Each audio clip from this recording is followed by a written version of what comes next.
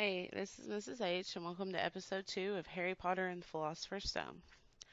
Okay, so last week when we ended chapter 5, Hagrid had taken Harry to get his school supplies and dropped him back off at um, the train station to go back to the Dursleys. So, as we go into chapter 6, the Dursleys have kind of eased up on Harry a little bit, but instead of being just terrible to him, they completely ignore him. Dudley won't even be in the same room with him. Um, the It comes to the point where Harry has to ask for a ride to King Cross Station on September 1st, and the Dursleys agree to take him for two reasons. They have to get Dudley's tail removed before he starts school, and also because once he mentions platform 9 3/4, they think that it's really funny because there's no platform 9 3/4 to their knowledge anyway. Um, so they kind of make a joke out of it. So they take Harry on September 1st, and they make a big deal about, Vernon makes a big deal about getting a trolley to push his trunk and school things on, and walks him right to right between platforms 9 and 10. Um, and it's kind of like, I told you so. See, there's no platform 9 3/4. So essentially, they leave him stranded at the train station, thinking there's no way he can get on to the platform because there is no platform 9 3/4, um, to their in their mind anyway. So this is where Harry meets the Weasleys. He meets Mrs. Weasley, Jenny, Fred, George, Percy, and Ron. Um, you can kind of see the difference between the Weasley boys. Fred and George are obviously class clowns and really funny and mischievous, and Percy is a prefect. Um, so he's kind of honored for being a really good kid, um, not breaking rules, things like that. Uh, to be a prefect is to be a leader of sorts of your house, your schoolhouse. When he meets them, he doesn't understand how to get onto the platform, so he has to ask Mrs. Weasley how to get onto the platform, and she nicely tells him how to do it. She has him watch her sons, and then she has him go before Ron to make sure he does okay. She tells him to walk through the wall between platforms 9 and 10, and to do it at a run if he's nervous. So he gets through the platform and he gets on the train, and Fred and George help him load his trunk onto the train. And that's when they realize who he is. So they ask him, are you Harry Potter? And Harry says, yeah. Um, so they go back out onto the platform and they tell Mrs. Weasley who he is. And she has a pretty different reaction than the boys. She feels sorry for him because he's there by himself. Um, she also warns her sons not to ask him questions about what happened the night his parents died, um, and to not, you know, bother him with a whole bunch of questions and things like that. So Ron ends up sitting in the same compartment as Harry, and Harry is just as interested in Ron as Ron is Harry. Um, he messes up a few times as far as saying Voldemort, and Ron's reaction is to kind of freak out a little bit because nobody in the wizarding world says it. Well, hardly anybody in the wizarding world says Voldemort. Um, so we kind of see that Ron's family is not the richest family. They're pretty poor. Um, and Ron's kind of embarrassed about that. But when the Once Charlie comes around, Harry has never had any of the wizarding treats. Sorry, wizarding treats, and so he buys some of everything, and he shares it with Ron, and he really enjoys doing that because up until till this point, he's never really had anything to share, nor anybody to share with, because um, people would not want to associate with him because of Dudley and his gang. Um, so they're eating chocolate frogs, and in chocolate frogs, you get a card, like a collectible card, um, and it has a famous witch or wizard on it. Um, and Harry's kind of surprised to find out that the pictures move. They don't stay on the card, they don't stay in the frame. They also scratch their nose, blink, things like that. Um, one of Harry's first chocolate frog cards that he gets is Dumbledore. So he kind of gets a background on Dumbledore, um, and finds out, kind of his high achievements. We also meet Neville Longbottom in this chapter, and he is a best way to describe it would be a hot mess. He's really sweet, but he's also really nervous. Um, doesn't have any self confidence at all. Um, seems to be almost more worried about going to Hogwarts than Harry is, and Neville is a pureblood wizard. Let's take a second here and we'll uh, talk about the different types of wizards. There's Muggleborns, which have Muggle parents. Neither one are witch or wizard. There's pureblood, which are both parents are wizards. Um, and then there's half and half. So, and I'm really not sure. I really don't know the answer to this. I've kind of wondered about it, but now that we're talking about it, it brings it back. Um, so, Harry's mother was a Muggle born, and Harry's dad is a pureblood. So, I'm not sure if that makes Harry a pureblood because both of his parents were um, a witch and a wizard or not. So, I'm really not sure about that. I'm kind of confused about that. If you know the answer, Um, let me know. You can email me, tweet me, put it on the Facebook page, something. Because I really do wonder about that. Sorry, guys. It's spring and it's getting me.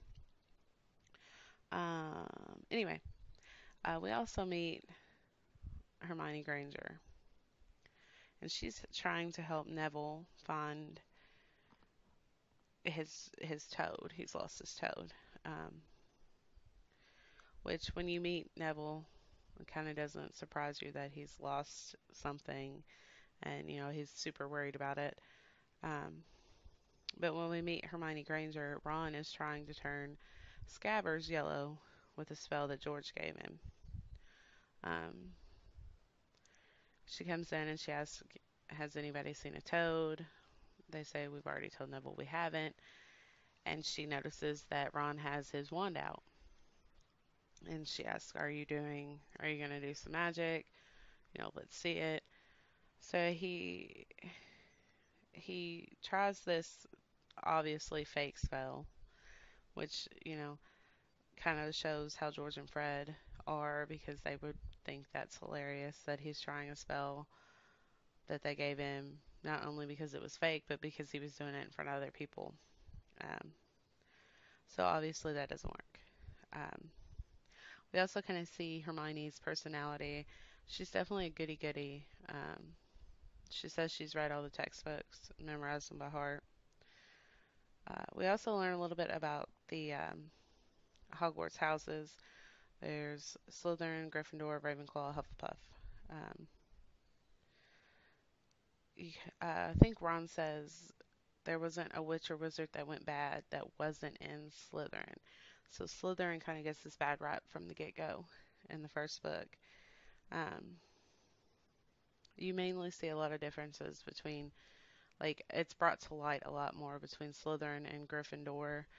Um, Eventually, you learn about Hufflepuff and Ravenclaw and their qualities, but mainly in the first book, we hear a lot about Slytherin and Gryffindor. We also see a few examples of wizarding careers. We find out about Bill and Charlie, which are Ron's older brothers. One works with dragons, um, which is surprising to Harry because, everybody in the Muggle world just assumes dragons aren't real. Um, and then another of his brothers works for Gringotts. He breaks curses, so it's like he's like kind of like an Indiana Jones type guy. Um, Mr. Weasley also works at the Ministry of Magic. Um, so he he works for I cannot remember it off the top of my head. Let me try to find it real quick. He makes, I really should have my notes better, like together better than this. Um, oh, this is terrible.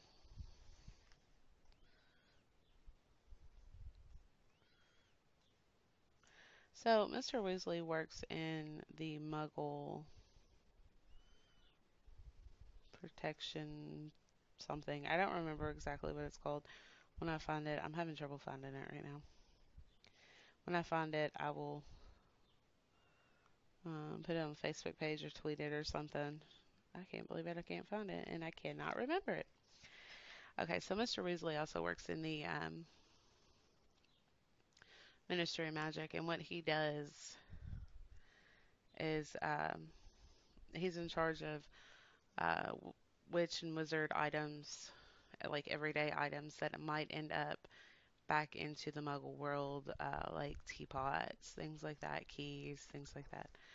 Um, so, if that happens, he has to modify memories, things like that. Um, so that's essentially what he works with, and it might tell us in the next chapter. I feel like I read it, and I feel like I would have wrote it down, but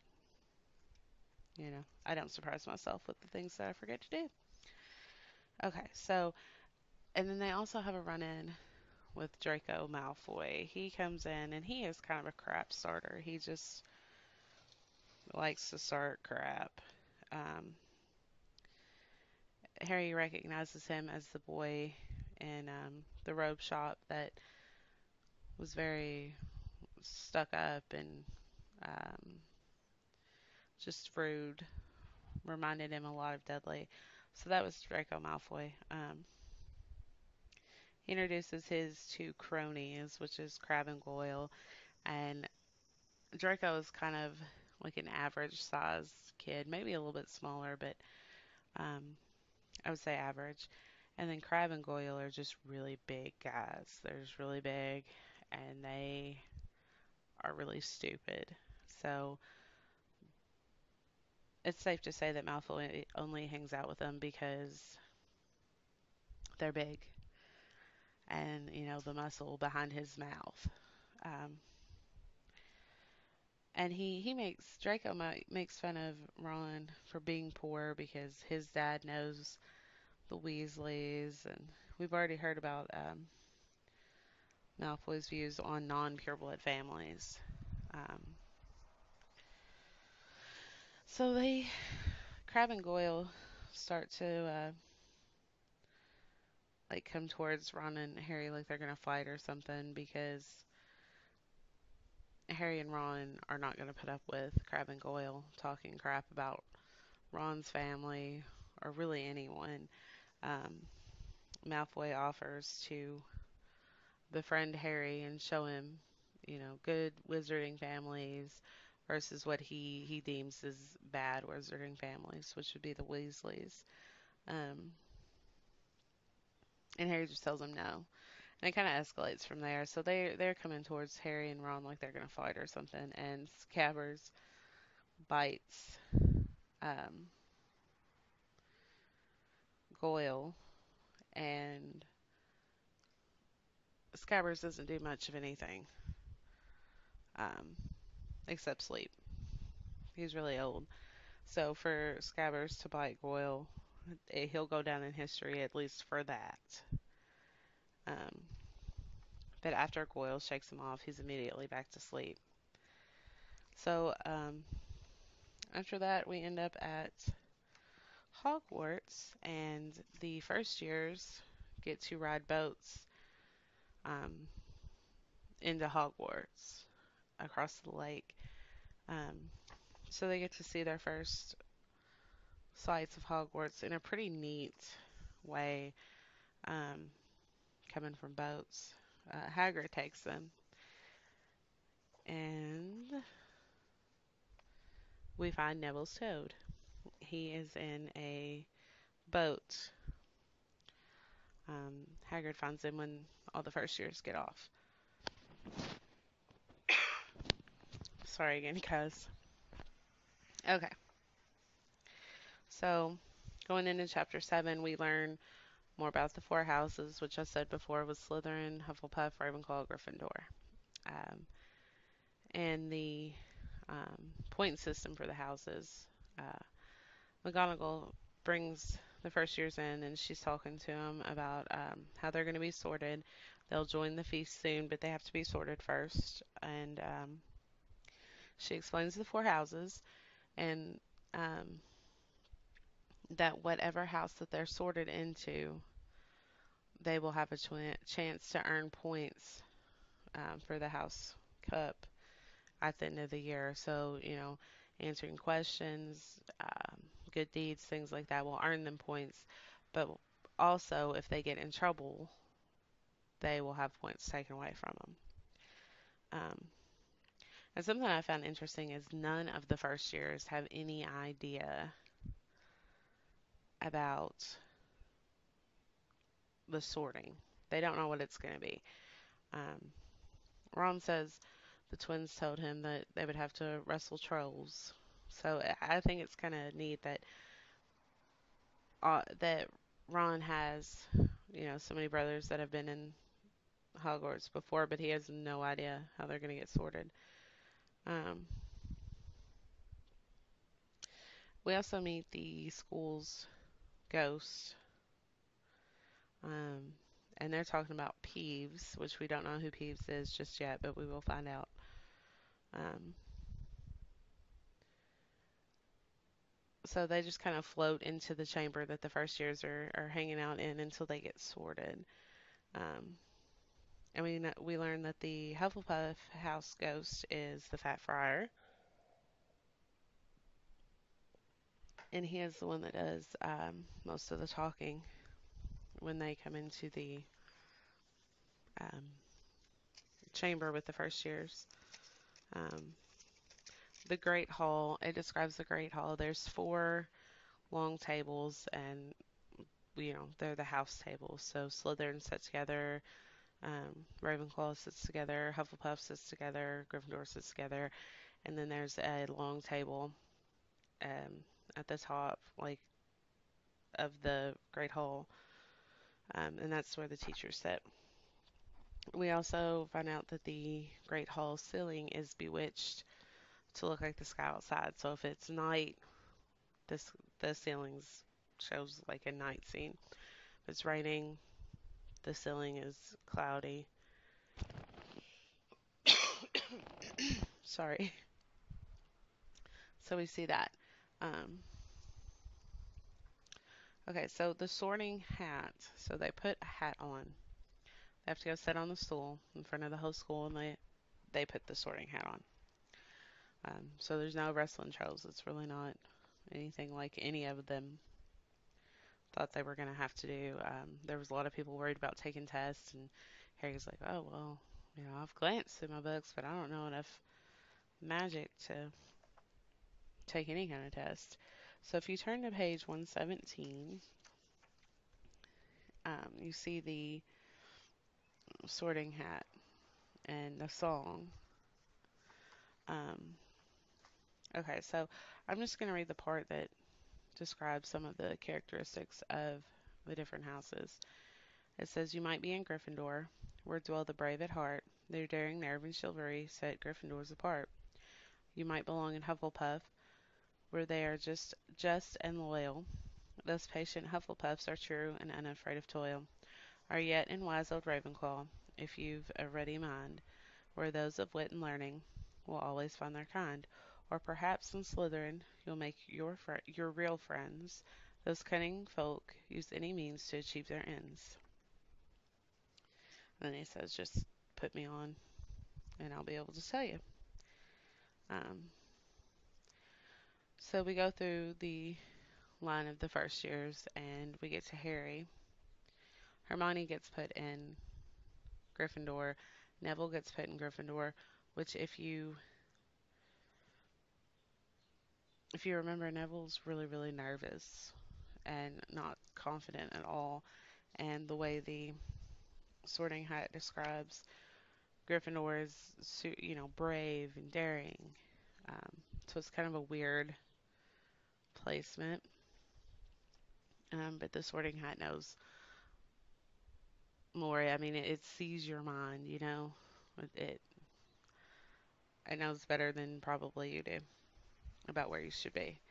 So um, we get to Harry, and the Sorting Hat considers putting Harry into Slytherin. And even though Harry doesn't know much about the houses, he knows for sure that he does not want to be in Slytherin because, as you remember, Slytherin has already gotten a bad rap. So he doesn't want to be in Slytherin where um, the guy that killed his mom and dad was, that was his house. Um, so Harry, Ron, Neville, Hermione, they all end up in Gryffindor. Um, Harry tells the Sorting Hat, "Not Gryffindor, not Gryffindor, not Gryffindor." So the Sorting Hat took his decision into mind, and placed him in Gryffindor. So we get to see more of Dumbledore's kind of odd, witty personality. His choice of words to start the feast were nitwit, blubber, oddment, and tweak. And that was it. Harry asked Percy, Dumbledore's crazy. And, Percy talks Dumbledore up, he's a genius. He's done this, he's done that. But yeah, he's crazy. Um, the plates in the Great Hall magically fill themselves and they keep refilling themselves. So we went from a table that had empty plates on it to a table that had everything you could have possibly imagined to eat on it. We also meet the Gryffindor ghost, and his name is Nearly Headless Nick. And we also find out about the Slytherin ghost, which is the Bloody Baron. Um, and then Neville tells this really sad story. I mean, I think it's sad that his gran raised him, and she thought that he was a Muggle, and because he never showed any kind of magical outbursts, accidental magic, anything like that. And his uncle would try to catch him in, terrifying or odd situations to try to force the magic out of him, trying to kind of like scare the magic out of him. It's really sad. He was holding Neville out of a window, and somebody else said something to him, and he dropped him. And that's when Neville showed his first bit of magic. He just bounced down. He didn't get hurt or anything. So that kind of shows maybe why Neville's so nervous and so um, self-conscious about everything. Let's see. So Harry's, trying to get his bearings about him, and he's looking up at the uh, staff table, and when he makes eye contact with Snape, he gets a really sharp pain in his scar that he's never felt before, and he thinks it's odd. And he asks Percy about Professor Snape. He asks who he is, and Percy tells him it's Professor Snape. He's the potions master, but he really wants to be the defense against the dark arts um, teacher. So towards the end of the um, chapter, Dumbledore makes his start of term reminders, which are Forbidden Forest is off limits. Filch, the caretaker, has probably a list a mile long of products and things that are banned from the school, and a new rule that the third floor corridor on the right hand side, I believe it's the right hand side, um, is out of bounds this year. And even Percy kind of thinks that's odd because um, usually Dumbledore will tell the prefects and head boy and head girl what's going on. Um, Dumbledore's words verbatim are the third floor corridor on the right hand side is out of bounds to everyone who does not wish to die a very painful death. And with Dumbledore's kind of odd personality, some people gave a little bit of a giggle because they weren't sure if he was being serious. And then on page 28, we we learned the school song, which is hilarious to me. And there's no real tune or melody or anything that goes with it. Dumbledore says, "Pick your favorite tune and let's go." And the Weasley twins sing a funeral march. Um, just kind of shows just the funny side of Hogwarts. Okay, so we come face to face with Peeve on our way to the Gryffindor common room. He's a poltergeist and he's just a troublemaker. He's only afraid of the Bloody Baron. Percy does tell the first years that that's the only person he'll listen to. So he's just, being rude, making ugly noises, things like that. And as this chapter ends, Harry has a weird dream about wearing Professor Quirrell's turban, and he it's when he tries to take it off, it just gets tighter and tighter and tighter. Um, and he told the turban he didn't want to be in Slytherin, so he has just a really weird dream. All right, as we go into chapter 8, uh, we go into Harry and Ron's first day at Hogwarts and their classes and things. Um, Harry's greeted with points, whispers, stares, all kinds of things when he's walking through the corridors and things. But you have to remember the wizarding world, Harry's famous. Um, so, that takes a little bit getting used to because before Harry was ignored like the plague because nobody wanted Dudley and his gang to think that they liked Harry. Um, there are 142 staircases in Hogwarts, and some of them have a step you have to jump. Some of them um, change places on Fridays. There's doors that you have to tickle in the right spot. So it's not only the classes and schoolwork itself, but Hogwarts itself is a puzzle that will keep your mind going all the time. Um, we see Filch he's just a pain in the butt. He is, imagine the teacher that you had in school that was always trying to get you in trouble. I know when I was in middle school, we had like this really dumb dress code, and there was I don't think she was a teacher. I think she was like a teacher's aide or something. You had to wear belts and have to tuck your shirt in. But she would come around and she would check everybody's waistline for a belt just to hand out the merits first thing in the morning. So imagine that, and then that's what Filch is. Um, he doesn't care. He's always trying to get somebody in trouble. He also has a cat, Mrs. Norris, and if she sees you breaking a rule, she will run off, and Filch will be there within seconds.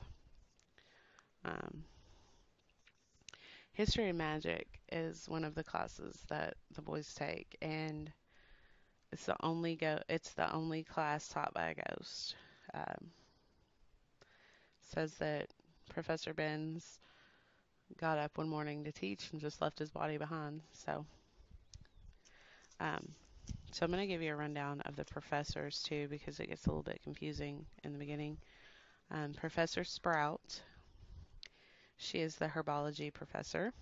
Professor Benz is the history of magic professor. Professor Flitwick teaches charms. Professor McGonagall sorry, I cannot talk today. Professor McGonagall teaches transfiguration. Professor Quirrell is obviously Defense Against the Dark Arts, abbreviated as DADA. Snape is the potions master. There are other teachers in Hogwarts, but this is our main set of teachers right now. Um, Snape is the head of Slytherin House. McGonagall is the head of Gryffindor. Um, so Harry's been at school for about a week or so, and he doesn't get mail in the mornings. You know, there's nobody at home that would write to him, much less write using an owl.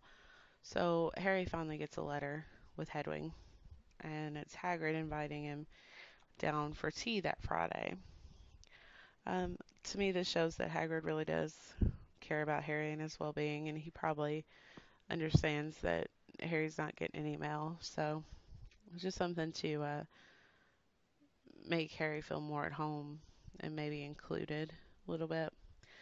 Malfoy was had pointed out that Harry never got anything, never got an email or anything, and he was getting treats and things sent from home, which just Malfoy's just a terrible kid. I mean, he picking on somebody because they don't have parents. It's pretty low. Um, so Harry goes to his first potions lesson, and it's pretty clear right from the start that Snape does not like Harry. That his first impression upon seeing Snape, not Snake, sorry, upon seeing Snape, that he didn't like Harry is 100% true. He starts questioning. He calls him, their newest celebrity.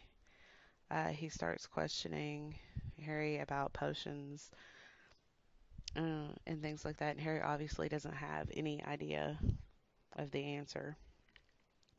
So, just to kind of embarrass Harry in front of the class. Um, so Neville, of course, ends up melting a cauldron with they were making a potion. It's supposed to be a simple potion to cure boils, and Neville ends up melting a cauldron and has to be sent to the hospital wing because he's covered in boils.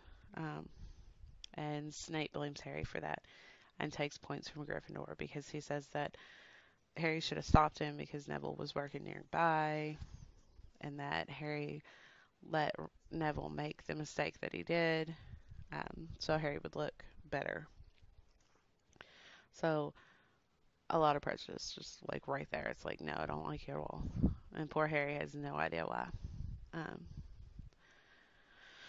so Ron goes with Harry to Hagrid's for tea, and Harry introduces Ron to Hagrid, and Hagrid clearly knows um, Ron's brothers. He mentions that he's spent a lot of time chasing the twins away from the Forbidden Forest. Um, Hagrid lets Hagrid doesn't like Filch either, but he defends Snape when Harry um, mentions that he's pretty sure that Snape doesn't like him. While they're at Hagrid's, they learn of the Gringotts break-in. There's been a break-in at Gringotts. says that the vault that was broken into had been emptied earlier that day, and Harry notices the date in the article, and it was the same day that he and Hagrid were at Gringotts and got all the school supplies. He mentions this to Hagrid, and Hagrid acts kind of shady about it, so um, which piques Harry's curiosity. So, chapter 9. Um, the first years find out about their flying lessons, um, and Gryffindors and Slytherins will be having their flying lessons together, and Harry just absolutely like he says that he hates Draco more than Dudley. Um, so Harry's nervous because he's never been on a broom in his life. Neville, who is a pureblood, um, had never been on one either because his gran didn't trust him to be on a broomstick. So, telling you, Neville's story is sad. Um, the morning of their first flying lesson, Neville gets sent a remember all by his gran, which is it's a ball and you hold it, and there's white like smoke in it, and if the smoke turns red, you forgot something. Well, the smoke turns red. So, um, but Neville has no idea what he forgot. So Draco comes over and, being his normal bully self, takes it from Neville, and Harry and Ron jump up to defend Neville. Maybe not so much because they are really close to Neville, but because they don't like Draco. So they go their flying lessons, and when it comes time to actually kick off and fly, Madam Hooch, which is she's the Quidditch referee, and she teaches flying lessons. Um, Madam Hooch says she'll blow her whistle on the count of three, and then everybody's to kick off, hover a few feet above the ground, and come back down. Well, poor Neville jumps the gun, and he can't come back down, so he's just flying higher and higher and higher and higher, and eventually he falls and breaks his wrist. And Madam Hooch has to take him to the hospital wing, and before she goes, she tells everybody that they're to keep both feet on the ground or they're going to be expelled. Well, Malfoy finds Neville's remember all and is just being a brat about it. So Harry follows Draco into the air, and Draco throws the remember all. Um, Harry does a pretty awesome dive to catch it, and McGonagall sees it. And, everybody thought that Harry was going to be expelled when McGonagall marched across the lawns and shouted his name. But it turns out she introduced him to Oliver Wood, who was the Quidditch team captain for Gryffindor, and he got to be on the Quidditch team. And he's going to play Seeker, and Harry is the youngest Seeker in a century.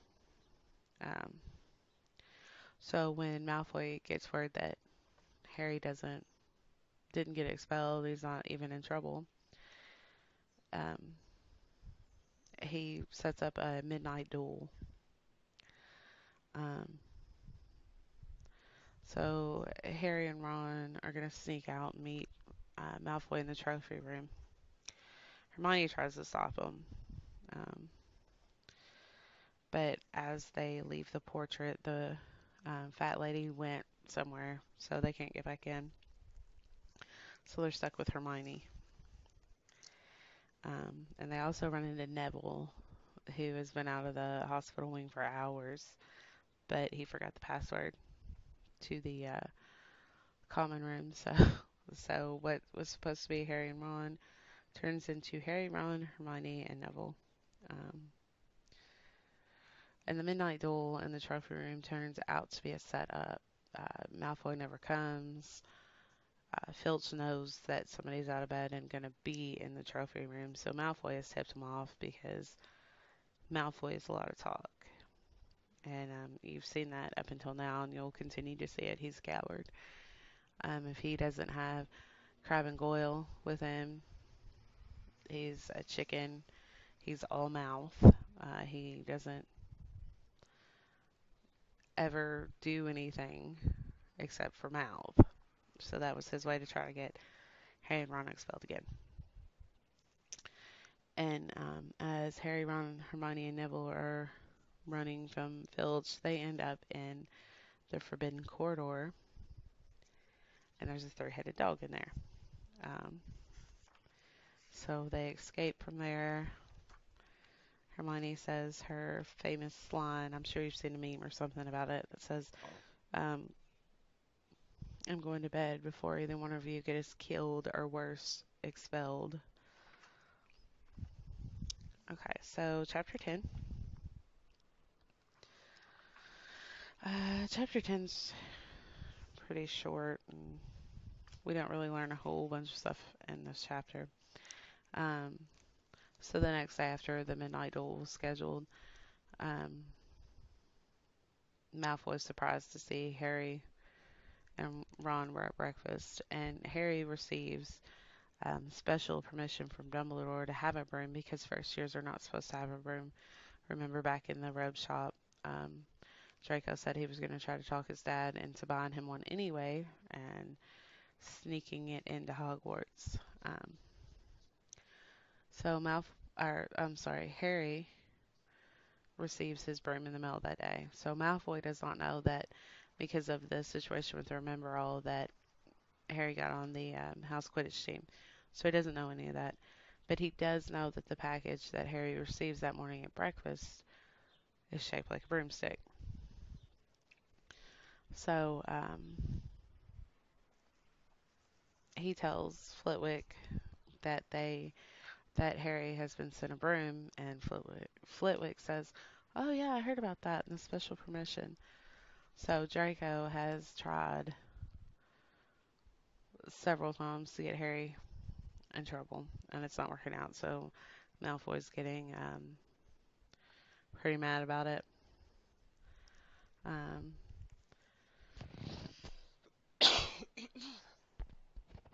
so Wood has a special practice for Harry to learn Quidditch because remember, Harry's never seen a game of Quidditch, doesn't really know the rules.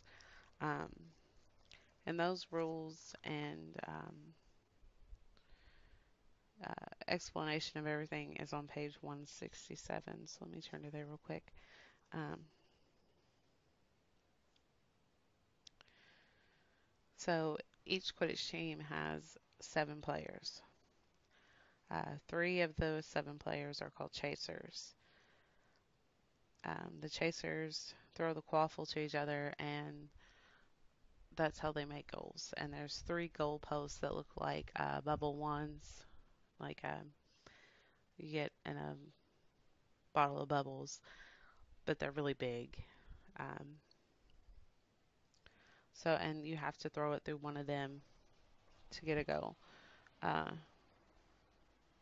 and it's 10 points for every time the quaffle goes through one of the hoops. So it's not different points for hitting different ones. It's any of them is 10 points. Um,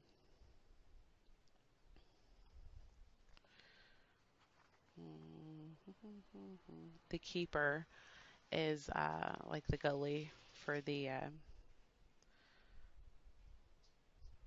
hoops that they they fly around all 3 of them and they block the quaffle from entering.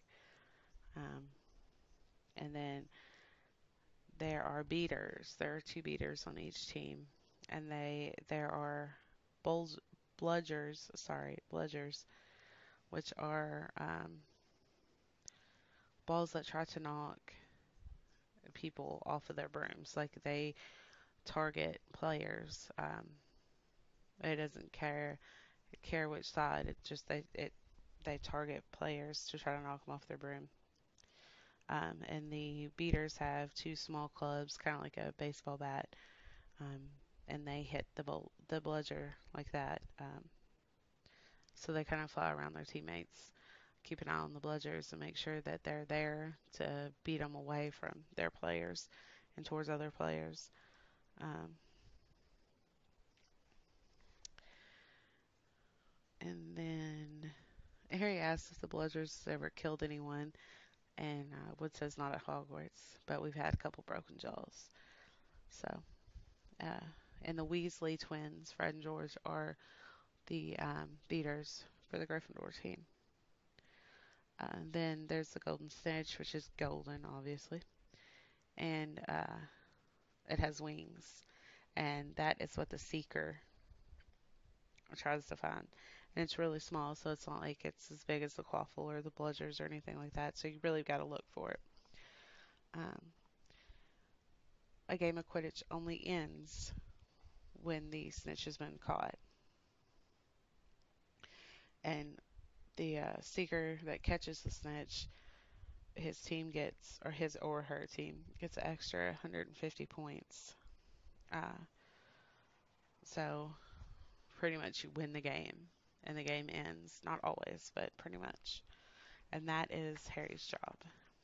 Um, I want to take a second here. If you guys have any drawings of a Quidditch field, send them to me. Because I remember when I read this book the first time, I was like, wow, this is a lot to take in. I can't um, really picture it in my head. Or you can watch the movies, but I like fan art. So if you guys could send in your drawings of a Quidditch pitch, that would be great. Um,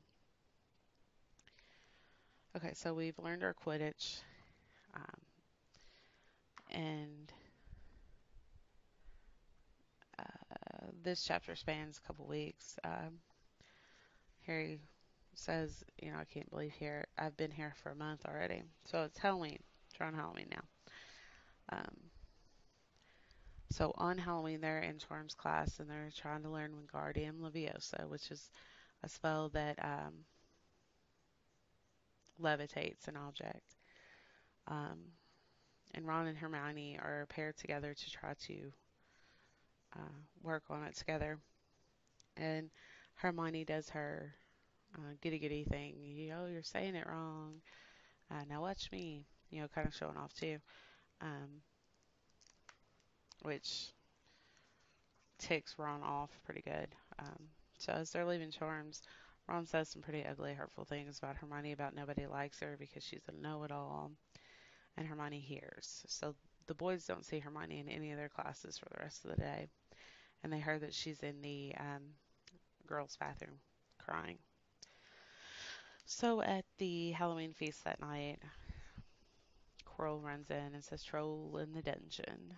Um, so Professor Dumbledore orders the prefects to take their houses back to their dormitories. And as the boys are on their way to their dormitories, they remember Hermione. Well, long story short, they see the troll and they try to lock it into this room that it goes into. So they lock the door and then they hear a scream and they realize that they've just locked the troll into the girls' bathroom with Hermione.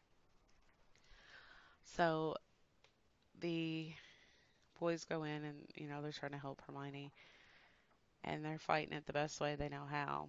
And it ends up with Ron doing Wingardium Leviosa on the Troll's club and knocks the troll out with his own club. And McGonagall, Snape, and Quirrell bust in, and they're shocked to see that a bunch of first years have taken on a fully grown troll. And the most important part about this chapter is we see the dynamics between the three change. Hermione takes the blame for all of it. She says that she thought that she could take on the troll because she's read all about them and the boys had come to stop her. And if the boys hadn't showed up, then she would have been dead. So Hermione takes all this blame after Ron has said all this ugly stuff about her. She takes the blame away from the boys and she loses some points, but the boys gain points for taking care of the troll. And chapter 10 ends with the three becoming friends. So that's where we're at in the book so far. Um, so if you have any questions or anything about chapters 6 through 10, um, you can tweet me, post them on the Facebook page, email me. My email is Mrs. H online book club at gmail.com. Mrs. is MRS. So Mrs. H online book club at gmail.com. Uh, you can listen on SoundCloud, Spreaker, TuneIn, iTunes, Google Play. We also have a YouTube channel that each podcast is uploaded onto YouTube with closed captioning for the hearing impaired. Don't forget, I'm looking for fan art of any kind from book one. Um, I'm also looking for a diagram of a Quidditch field. So if you guys could send those in to me, I want to feature the fan art from book one as a track cover. I'm also going to post them on the Facebook page and Twitter. Make sure you include your name so I can give you credit for it.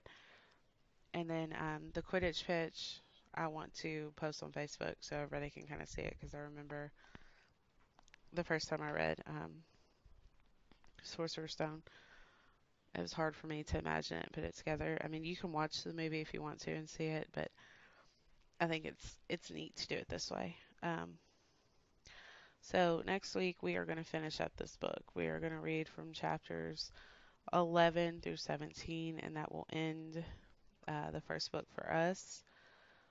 Um, it'll be next episode will be uploaded Friday about 6. I was a little late last week, but things have settled down a little bit, so I shouldn't be late anymore.